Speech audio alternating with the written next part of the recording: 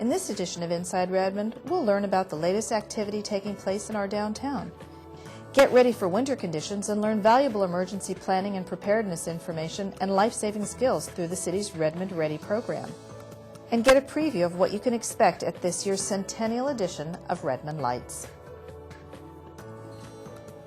Hello, this is Jerry Rowe Curtis with Inside Redmond. I'm the Communications and Marketing Administrator, and with me today is Mayor John Marchione. And it's been a while since we've shared information with you, but we have a lot to talk about today. So, Mayor, we've been showing up in the news a lot lately. Do you want to talk a little bit about that and what it means for the city? Well, we've been in the news for a lot of good reasons, which I'm happy to say. From earlier in the year, our low crime rate, to recently, Money Magazine, we're one of the top 5 cities under 300,000 in population. It was quite an honor. They looked at how people lived in our community, how they worked, played, and the amenities offered in the community. So that was one proud feature. And then another was we won 2 awards from the governor on the Growing Smart Communities.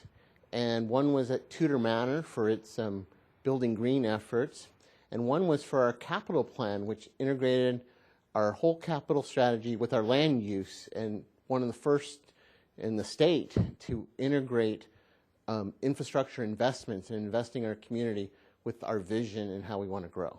So from a neighborhood community perspective, I understand the city's working on another comprehensive plan, which sounds a little complicated for people, but I noticed they've put together this beautiful binder, and all of this information will be online in a digital format. Can you talk a little bit about what a comprehensive plan is and why it's important for the community? You mentioned the city received an award for its capital investment plan as well. How does that guide and direct what the city works on and what its focus is going to be and how it ties into the vision for the future? Well, the comprehensive plan is our whole vision in detail and set out in policy for staff to implement. So there's a section on housing and transportation. There's a number of chapters of what do we want our community to be and what are those policies. We also, as a city, have to absorb a certain amount of growth in the next 20 years. And that's assigned to us by the state and the Puget Sound Regional Council. So that's what we're planning for. So people say, well, why can't we just stop growth? And I say, well, because as a city, we're supposed to absorb about 20,000 people in the next 20 years. And we need a place to house them, places for them to recreate, and ways for them to get in and out of the city. And this tells the staff, it tells the community how we're going to come together and build that vision of 2 urban centers, connected neighborhoods, and delivering high-quality services.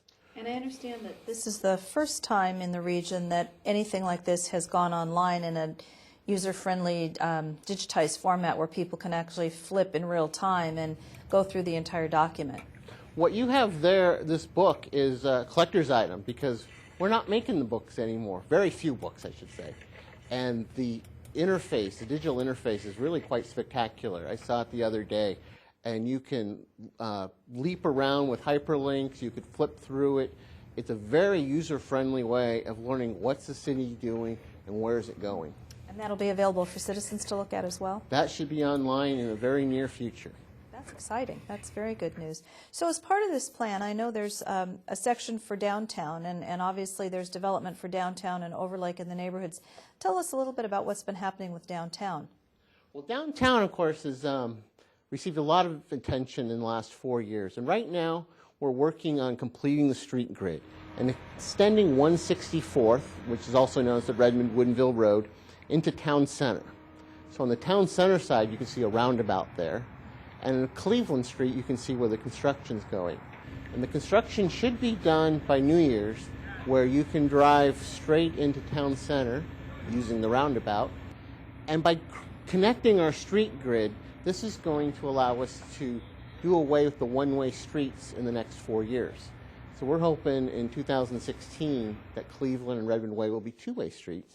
But first, we got to do our homework and get the street grid completed. So more traffic eased in and out of the city, more access to businesses and activities. The downtown park, I noticed, has had a lot of activity this summer. So can you talk a little bit about that plan as well? Yes, the downtown park is in its infancy. What you see now is only half of the space for the park. And we bought this land when we put the street through, 161st, again, completing that street grid. And so we've put grass in there so it can become usable now. But next year, in 2013, we're going to start a design process where we're going to invite the community in and help us design what this park is going to be. And it's going to be double the size of what you see now. It's going to go east past Brown Street to the Stone House.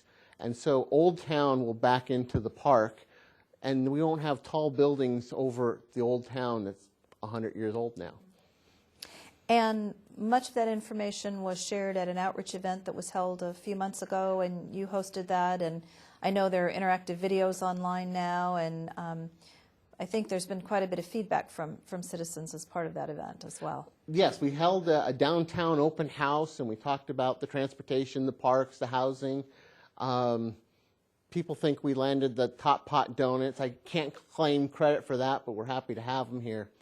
And then online, I was told we had over 300 hits online checking out this meeting. So people are really engaged in Redmond, and while we might not see them at a meeting, they're digitally engaged and following what we do. That's very exciting.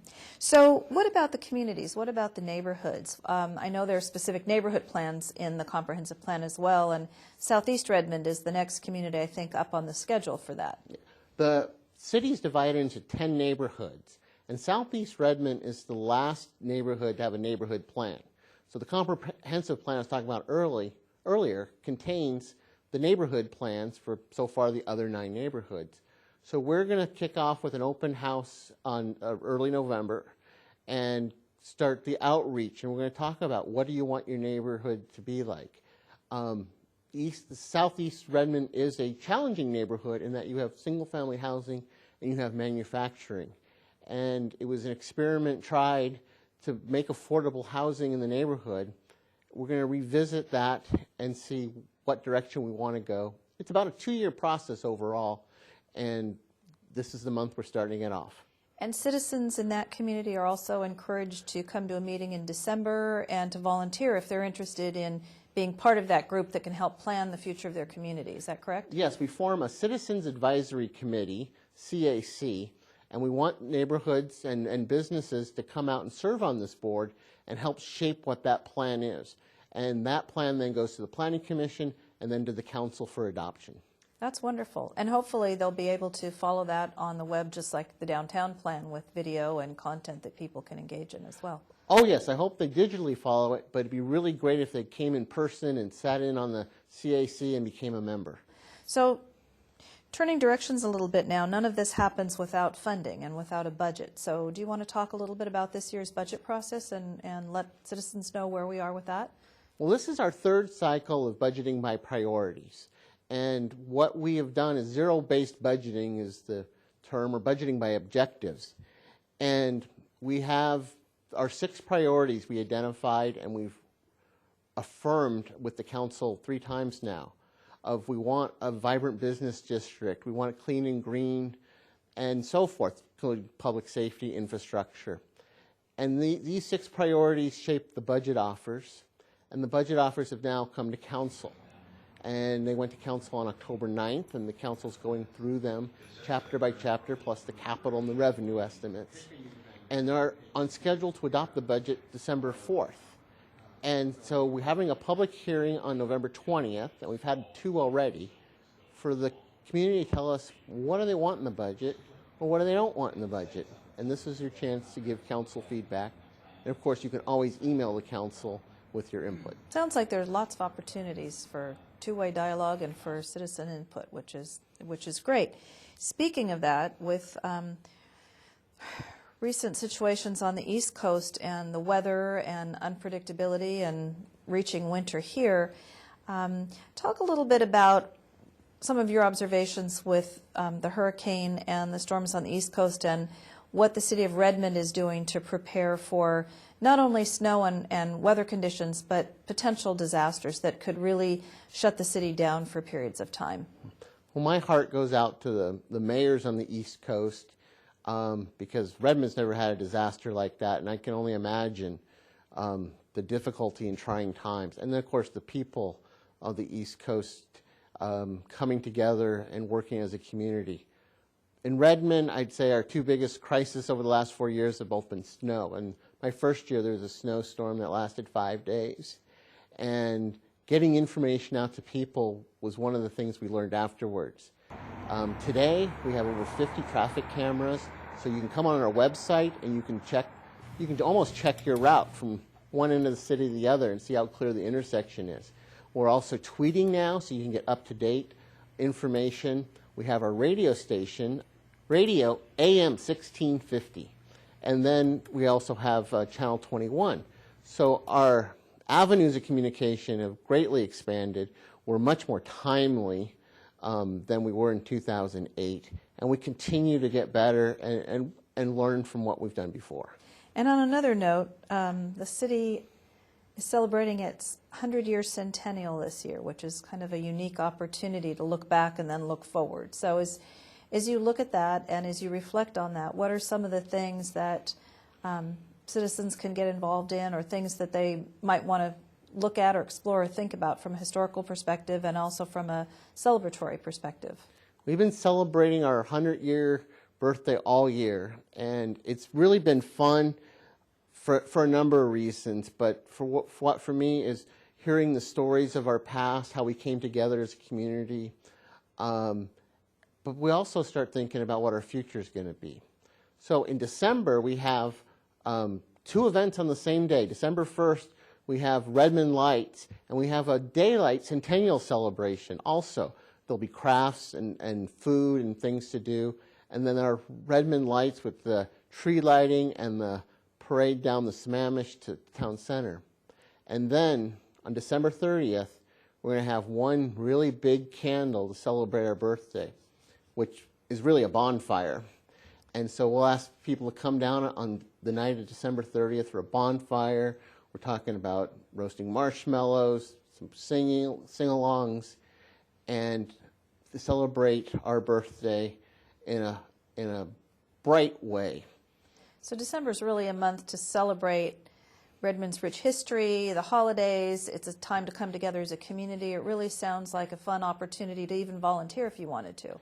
Oh yes, we're always looking for volunteers. It's a great way to get to know your neighbors. You can go on our website and send in your interest, and we'll find a job for you. Everyone has fun helping out, whether it's December 1st or December 30th or any time during the year. Mayor, thank you very much for sharing all this information today. I think it's a great opportunity for citizens to learn about what's going on, and we'll be back again next month with some new topics. Certainly Redmond Lights is an exciting time for people to come out, and I hope between that and the Centennial, you're there greeting lots of citizens. I hope to see everyone out there. Thank you very much. And stay tuned. We'll be right back with information on the Redmond Ready program.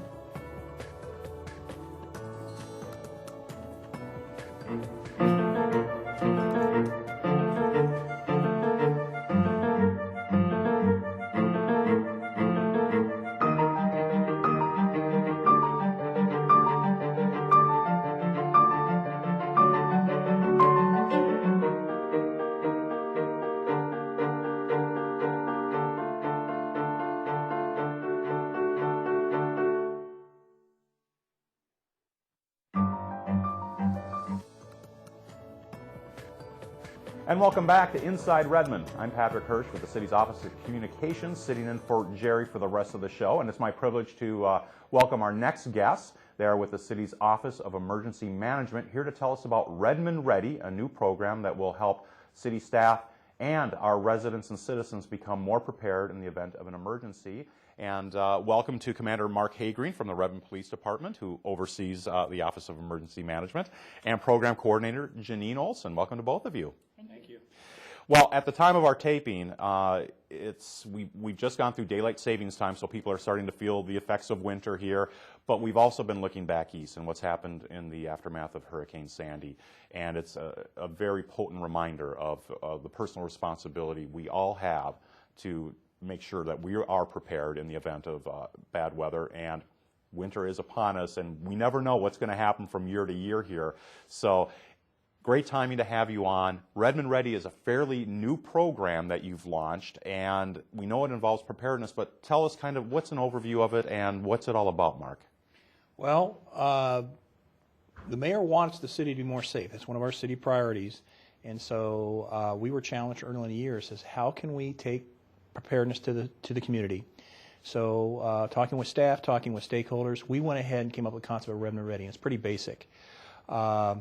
As you know, you look back east, that affected, what, tens of millions of people back east, that event. Well, we have our hazards right here in our backyard.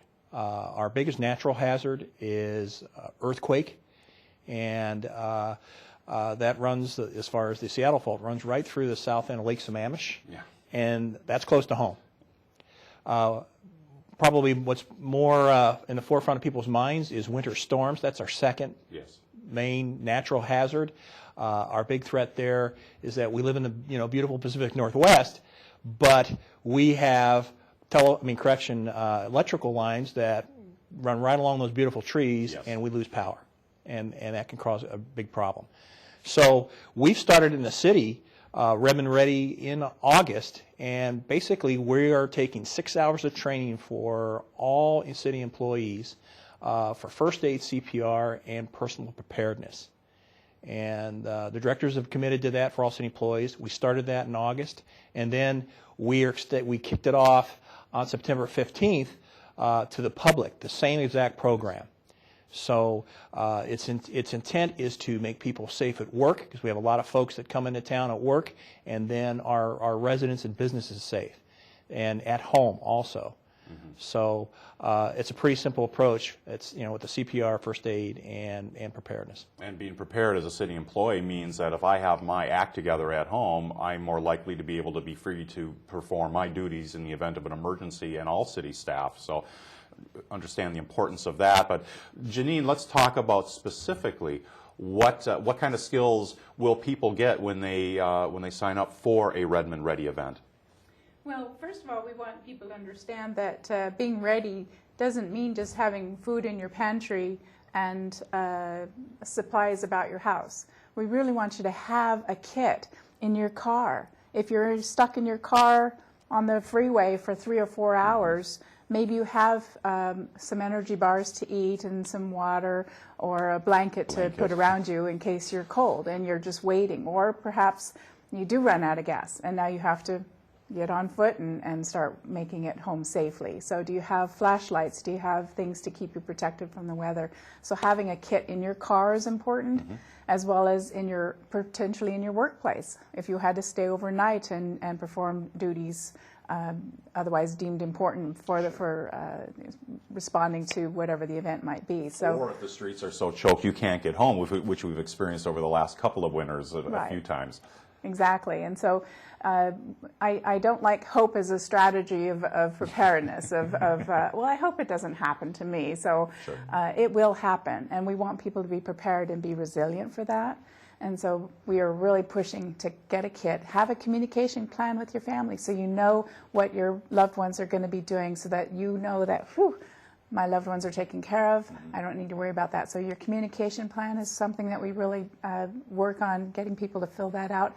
Having documents of what you have at home so that you can, having your checklist of items that you do have at home that you're going to replace on that rotational basis. So, it's like, I know there's chocolate in my kit and I replace it fairly frequently, but it's just making sure that you are replacing batteries in your smoke detectors, checking your fire extinguishers at home. So we have a checklist that we go over for the people during this emergency class. And there's also hands-on CPR type events as well. Exactly. So they will be certified in CPR and first aid through our American Heart Association partner, ACLS Consultants. And so they will go home with a card that they are certified in CPR and first aid for adult, child, and infant CPR. Okay. And we kicked this off in August for city employees. But the first citizen event was in September, and we have our second one coming up. Tell us about that. Yes, our second event will be November 17th. It's Saturday. It is an all-day event. It'll start at 9 o'clock. maybe hopefully ending a little earlier than 5, but we're just blocking that amount of time. We'll be held again at Overlake Christian Church. They are kind enough to loan us their venue to have the space available for teaching CPR and first aid. And you can register on our website, the redmondready.org website too. And what is the cost? The cost is $14, and that is a very reduced price, a discounted price to take CPR and first aid, and it covers mostly the materials that we use to teach the first aid supplies and the mannequins and so forth. So. Certainly, and we were discussing this a little while ago about what better gift to give yourself than the gift of preparedness, and for $14, I mean, to learn life-saving skills is really terrific. So Saturday, November 17th, Overlake Christian Church. You can sign up at Redmond Ready. We'll have the website information. And among the other things you do, which are many and varied, you also have the CERT program, which I know is a much more intensive, longer form class that, rather than me trying to describe it, one of you tell us what the CERT program is. She can describe the fun stuff they do, but Redmond Ready, you can think of as CERT Ultra Light. Okay. So we said we want to get the real basics, the important basics. First aid, CPR, because in disasters, I mean, the men and women out there that are responders, normal business, we're going to get there in minutes.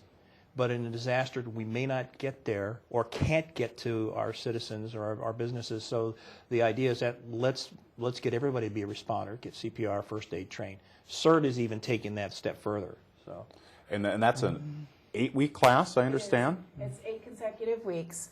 We meet once a week, Monday nights, typically over at the police public safety building. And it's for 3 hours a night. We get hands-on skills in search and rescue, fire suppression, disaster triage, medical and disaster psychology. So it's an 8-week component class that really builds on skills that people can have as first responders in that respect to their family and to their friends and neighborhood and potentially their workplace. So I really believe in the CERT program, and I feel like people should have the training to be able to take care of themselves. I mean, they put out real fires. That's part of the. I was going to say it has been going on for a couple of years now, and you had a tremendous response. I know during council meetings, I don't know if it's quarterly, but we always have the latest graduates. So during that 8-week course, you get to use firefighting equipment. You get to learn emergency retrieval and search and all that stuff. So it's really cool. I want to do it. So it's Monday nights, and your new session for the CERT program is starting in January. The next course will start January 14th. That is, again, Monday nights from 6 to 9 p.m. at the Public Safety Building. And what is the cost of the CERT program? That cost is a little bit more. It's $35 for the materials fee, but you get so much for that. For 8 weeks of training? Yeah, for 8 weeks of training. But we'll provide you with a CERT backpack with a helmet and protective gear to be able to keep you safe, because that's the number one rule, is that responder safety comes first. So. Amazing. And the idea is, of course, they take their skills back to their neighborhoods where they can become a leader, because oftentimes, especially in a city like Redmond, where we have such a geographical difference or topographical differences with neighborhoods, sometimes can get a little isolated, and the windstorm of 2006 showed us that. So having neighborhood leaders who are skilled in these things can be absolutely essential. Well, those of us in the business are well acquainted with the motto, all disasters are local, and that it starts at the home and the neighborhood. So we're trying to get to that point. Well, both programs sound fantastic. Again, $14, $35 to get that kind of information. You're going to have more Redmond Ready opportunities in 2013, I know, and people should stay tuned if they can't make November 17th. But for now, words of wisdom, you said before, get ready for winter storms. Probably are going to be more likely than not. Get your kit ready. Get your plans ready. And for more information, I know they can go to your website, which is redmondready.org, as well as the Take Winter by Storm website. And any other information you want to leave people with as we head into the dark holiday months here? Stay safe. There you go. Thank you, Mark Haygreen and Janine Olson from the city's Office of Emergency Management. And do stay safe and stay tuned, because we're going to take a break right now, but when we come back, we're going to show you a preview of what you can expect in this year's Centennial edition of Redmond Lights.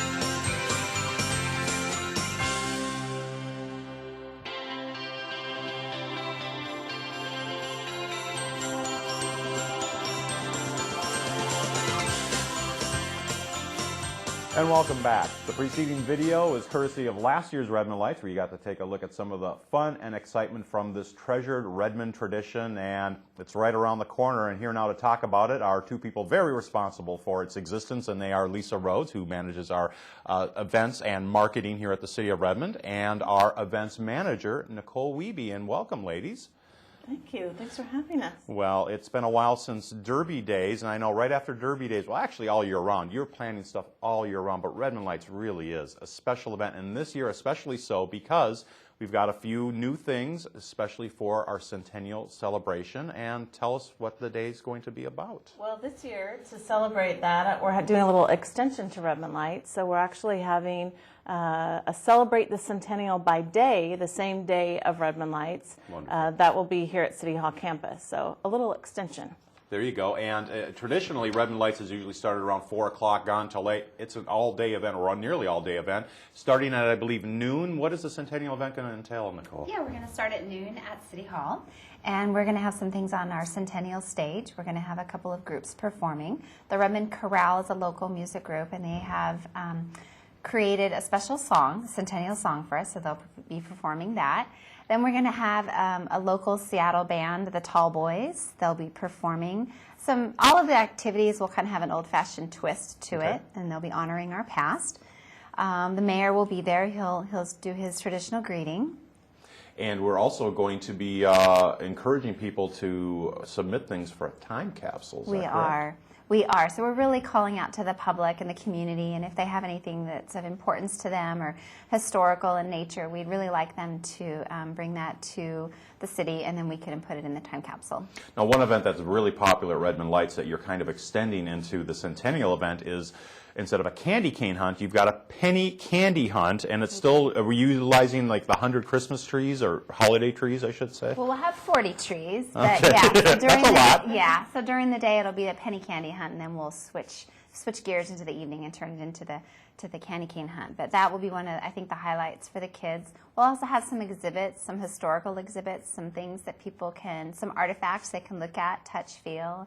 We're going to have a wood carving demonstration, an ice carving demonstration, yes. And the salmon hatchery is going to be there doing an exhibit. So a lot of things that honor our past of Redmond. Including historical recreations and gingerbread of famous Redmond landmarks, I understand. Yes. It's another thing that we're hoping that the community will involve themselves with. We have some buildings that we have designated that we'd like people to create some gingerbread houses, use their creativity, and then those will be on display in City Hall during the event, probably for a day or two afterwards. Wonderful. And people can come see those masterpieces. And that takes place from noon until 4, and then we segue into our traditional Redmond Lights celebration from that point on. And Lisa, what's going to be happening this year? So Redmond Lights will feature a lot of the familiar traditions that people are used to, like the ever-famous blinker. We will have great performers on stage. This year we have the Northwest Boy Choir apprentices. Redmond Chorale will come back from the daytime and do a holiday set at night. And then we have a Redmond-based Celtic group called The Fire Inside. They'll be performing on the main stage. Oh, good. We have something new this year. We're going to have an old-fashioned carousel on site at the event for people to enjoy. Full-size carousel? Full-size carousel. Oh, my God. So people can come out and enjoy that, young and old. And all the usual, like we said, the candy cane hunt, different kinds of crafts and art projects for kids, cookie decorating, a gingerbread house craft. And we have a new food partner this year as well. Metropolitan Grill, Seattle's famous steakhouse, will be on site selling all their fabulous foods. So that'll be something new. Earlier we were talking with the mayor, and he was very excited by that. That is quite a coup to get the Metropolitan Grill. I mean, was El Gaucho not available? I mean, that's pretty high class. But it, of course, wouldn't be Redmond Lights without a special appearance by a certain someone, say around 5 o'clock? Around 5 o'clock, a special appearance by the mayor and Santa. So yeah, that everyone always loves that, and he will be joining us again this year. Wonderful. And you already mentioned the blinkers, which are always a hot collectible. This year I've seen them. They're going to be really cool. You'll want to get one, but after you get one, then we head on down the trail per tradition. And Nicole, what can we look forward to on the trail walk? The trail is always, I think, a beautiful part of the evening, and there's luminaries that line the trail from Redmond City Hall down to Redmond Town Center. And then along the trail we have holiday light features that are just fun for the kids to look at, and just they sparkle and glow. And then the train trestle is always a favorite. If you look up, you'll see something up on top of the train trestle. Then at Luke's we have a hot air balloon, we have bonfire barrels, some more music, hot chocolate will be available. Then people can continue on down the trail. At the end of the trail, right before you head over to Redmond Town Center, we'll have a couple more hot air balloons that are becoming just quite the spectacle of the event. Yes. Yeah. And that's weather permitting, of course. So Correct. we're going to have perfect weather, so don't worry about that. And when you refer to Luke's, that's Luke McRedmond Landing Sorry, Park. yeah. Yeah, that's a great spot, because that's where people, it's kind of halfway, and people get to congregate and rub their hands together and warm up a little bit. And at the very end of the trail, I also understand there may be something special involving a local software gaming school, DigiPen. Yeah, they're going to join the event this year, and we don't want to give away what it is they're doing, but they'll have something that I think is going to be a really cool visual and perhaps a sound display.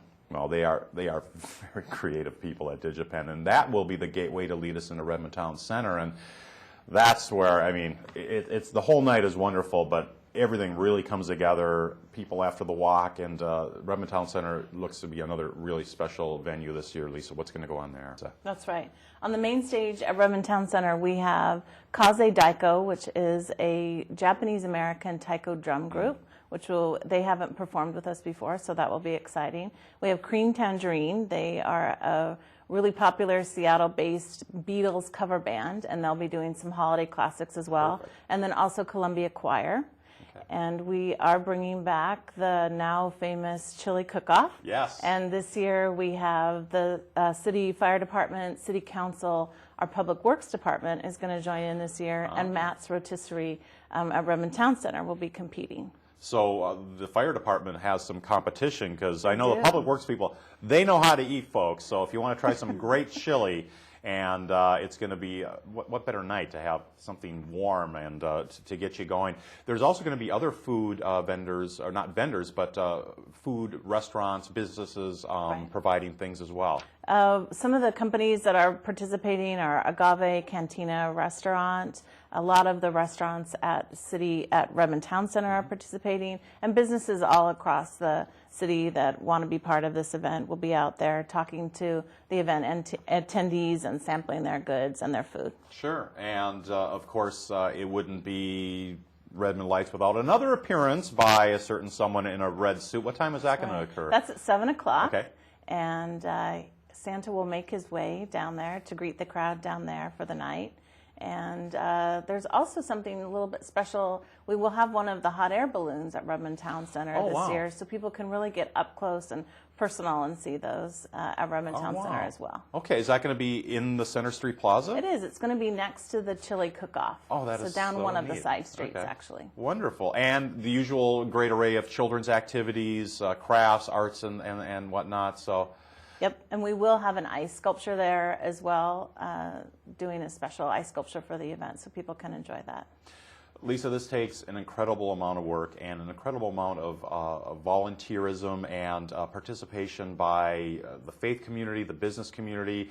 We know we have a lot of sponsors you want to thank, and who are some of the primary sponsors of this? Some of the sponsors we'd like to thank, we do have a lot of them, and we have a lot of volunteers, but Microsoft and Swedish Medical Center Redmond, Republic Services, and of course Redmond Town Center is a great partner for us and actually hosts part of the event for us. But we definitely couldn't do it without all of them, as well as all the vendors and businesses that participate. Are we still looking for volunteers at this time? We are still looking for a few volunteers. Okay. It takes upward of 150 volunteers each year to pull this off, so we always get a great response from the community, and we do have a few spots left.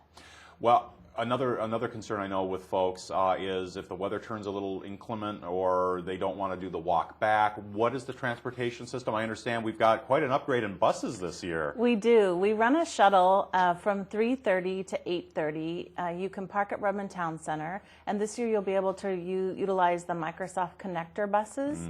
They're donating their services to help us shuttle back attendees, so you can park at Redmond Town Center, and they'll drive you over to the festivities at City Hall. You can walk the trail, and then you'll be back at Redmond Town Center, or you can ride the shuttle back and forth if you choose not to walk on the trail. So, and they pretty much go all night long. Correct. Making the loop. Terrific. Correct. Now, Nicole, I know that December 1st, this is Saturday, December 1st, in case anybody's forgotten, we also have another special event lined up this year for our centennial. The mayor referred to it as celebrating our birthday with one big candle, and that's going to be on Sunday, December 30th. Tell us what that's going to be. Yeah, we're really excited about this. This really is going to be a once-in-a-lifetime or once-in-a-Redmond opportunity, and it's going to be a community bonfire on Sunday, December 30th from 5 to 7. So we really invite the community to come on out, and the fire will be lit. It's going to be safe. We're going to have some marshmallow roasting, a little bit of music. There'll be some hot beverages, but it's just going to be just a nice opportunity for the community to come together and watch a really cool spectacle that they've probably never seen up close before, and just to celebrate the centennial. And that's going to be here on City Hall campus. Okay. So the night before New Year's Eve, you get a chance to come out and celebrate with your friends and family and neighbors right here at City Hall. That's Sunday, December 30th from 5 until 7.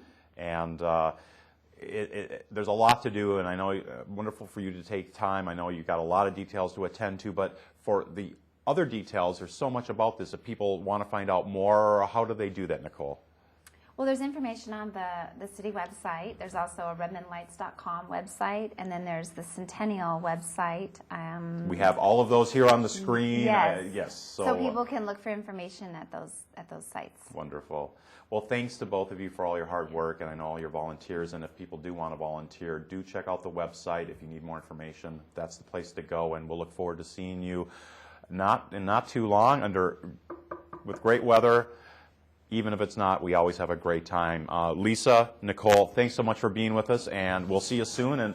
And with that, we're going to end this edition of Inside Redmond. We want to thank you for tuning in, and want to remind you to circle your dates again, Saturday, December 1st, and Sunday, December the 30th. Come on out, celebrate your community, the centennial, the holiday season. And until next time, I'm Patrick Hirsch. Thanks for watching. We'll see you again.